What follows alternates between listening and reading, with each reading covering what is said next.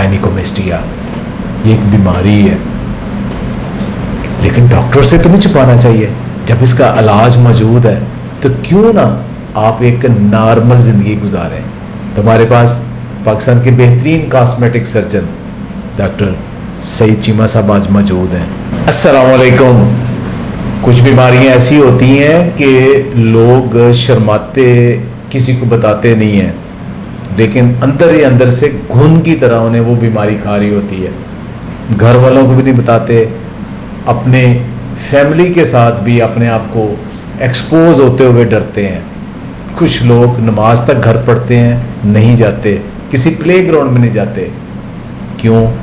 کہ ان کو غیر فطری طور پہ, جو کہ عام طور پہ نہیں ہوتا, مردوں کے اندر بھی ان کی جو چھاتیاں ہیں وہ زیادہ بڑھ جاتی ہیں. ڈاکٹر صاحب یہ بیماری کتنی کو ایگزسٹ کرتی ہے ہمارے ہاں, اور پیشنٹ خود آرام سے آپ کے پاس آ جاتے ہیں یا گھر والے پکڑ کے لاتے انہیں؟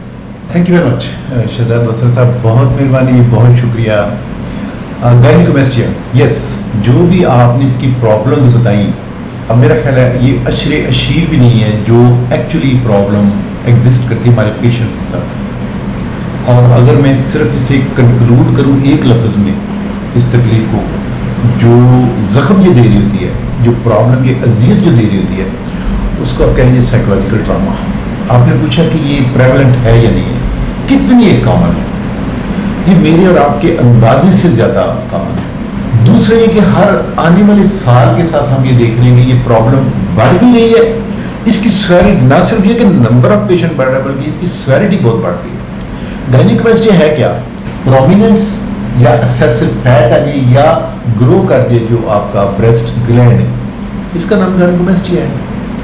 تو ہم دیکھ ہی رہے ہیں کہ ہر آنے والے سال کے ساتھ اس میں شدت یہ بڑھ رہی ہے کہ گلینڈ کا سائز بھی بڑھ رہا ہے جو ہمارے پاس اب پیشنٹ آتے ہیں, اور نمبر آف پیشنٹ جو وہ بھی بڑھ رہا ہے. یہ مائلڈ ہو سکتا ہے شروع میں, یہ ماڈریٹ ہوگا, یہ سویئر ہوگا, گریڈز کرتے ہیں 1 2 3. جو نارمل جہاں پہ بریسٹ نپل ہونا چاہیے, نپل ایریولا کمپلیکس ہونا چاہیے, ایک تو یہ کہ پرومیننٹ ہونا شروع ہوگا, اور جب یہ سویرٹی بڑھے گی تو وہ دیکھیے کہ وہ نپل جو لٹکنا شروع ہے, جسے ہم ٹوسس بولتے ہیں. آپ اسے اردو میں کہہ لیجیے کہ چھاتیاں لٹک جاتی ہیں. اتنی سویر ہو گیا, اتنا اس کا ویٹ بڑھ گیا, اتنا گلینڈ کا سائز بڑھ گیا کہ وہ ٹوسس میں لٹک گیا. تو نمبر آف پیشنٹ بہت زیادہ ہے. ڈاکٹر صاحب یہ جو نمبر بڑھ رہا ہے, کیا یہ پہلے لوگ جسمانی مشقت زیادہ کرتے تھے, پروٹین کم کھاتے تھے, ایک لین ماس ہوتا تھا, اس کی وجہ سے کم تھا, یا کوئی لائف سٹائل کی وجہ سے ہو گیا, یا کوئی ہارمونل چینج آئی ہے؟ بہت ساری وجوہات ہیں. جو پہلے تھا, آپ دیکھیے کہ ہمارا لائف سٹائل کیا تھا, وہ تھا ہارڈ ورک تھا. آپ سارا دن کام کر رہے ہیں, آپ سیڈنٹری لائف نہیں ہے, آپ بیٹھے ہوئے نہیں ہیں لیپ ٹاپ کے سامنے, فون کے ساتھ لگے ہوئے, ہر وقت سوشل میڈیا پہ نہیں ہے, یو آر موونگ آن. آپ کی ڈائٹ کیا تھی؟ آپ کی ڈائٹ نیچرل تھی.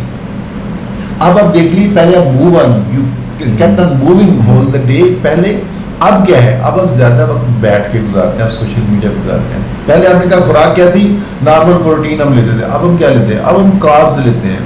آپ پیزا لے لیجیے, آپ شاورما لے لیجیے, آپ برگر لے لیجیے, آپ سینڈوچ کا نام لے لیجیے, آپ اسٹرنگ پہ چلے جائیں, آپ سافٹ ڈرنک پہ چلے جائیں. So called bloody nonsense soft drink, this is not a soft, اور یہ ہارڈ بھی نہیں ہے, یہ ہارش ہے, ہارش ہے, ہارش باڈی.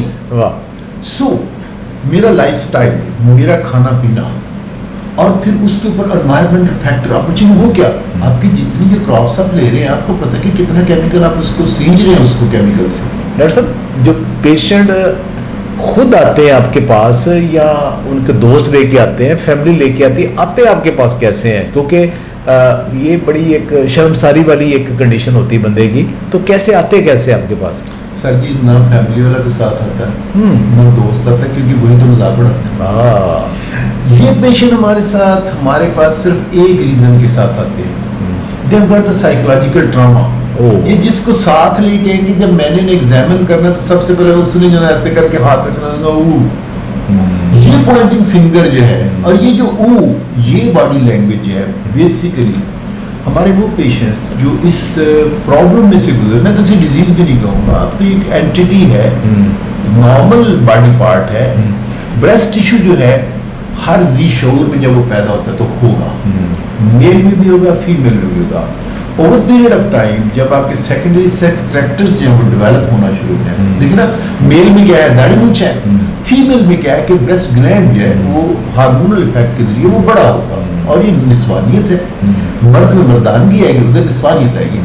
ہوتا کیا ہے کسی وجہ سے اگر ہارمونل جو ہے سینسٹیوٹی انسینسٹیوٹی اس میں امبیلنس آ جائے تو کیا ہوگا کہ آپ کا جو بریسٹ گلینڈ ہے that will become more sensitive, اور وہاں پہ اس کے ہارمون لیول جو ہے وہ جب بڑھ گیا تو یہ گائنیکومیسٹیا دے گا.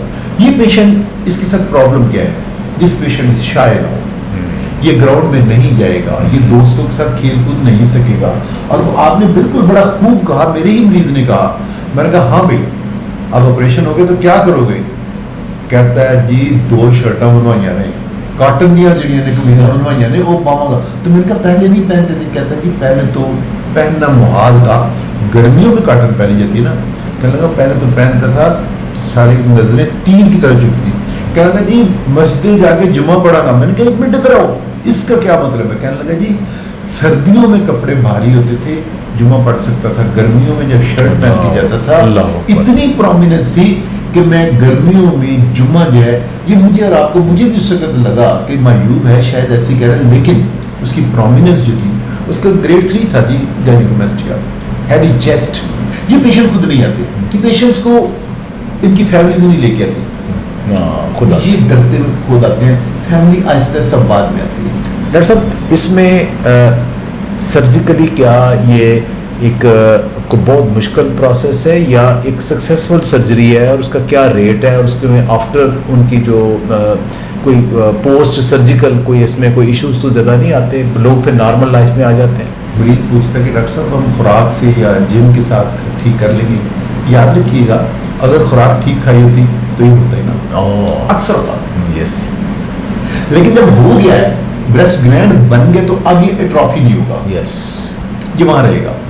جم کے ساتھ جب آپ کریں گے تو جم میں ہوتا کیا ہے بیسیکلی آپ اپنے مسل جہاں اس ایریا کے مسل جو ہیں وہ کیا ہے بیک میجر ہے. جب آپ ہائپرٹرافی کریں گے یہی ایکسرسائز ہے نا، تو جب مسل پرومیننٹ ہو گئے دا breast gland is sitting on the muscles, مسل پرومیننٹ ہوگا تو گلینڈ اور پرومیننٹ رہے گا. تو یاد رکھیے گا ان پیشنٹس کو اگر آپ صرف جم کرواتے ہیں اور بڑھ جائے گا. اچھا سب سے بڑی پرابلم یہ ہے کہ جم میں جب کروا رہے گے تو وہاں میں اور آپ نہیں ہے، وہاں ان کا ڈائٹیشین نہیں بیٹھا ہوا، وہاں نیوٹریشنسٹ نہیں بیٹھا ہوا جو انہیں بتائے کہ please don't take supplements which most of them they will be carrying steroids. آپ نے اسٹیرائڈ لیا، آپ نے پھر سے اور جو ہے ایک کو دے دیا بوسٹ دے دیا، یہ اور بڑھے گا.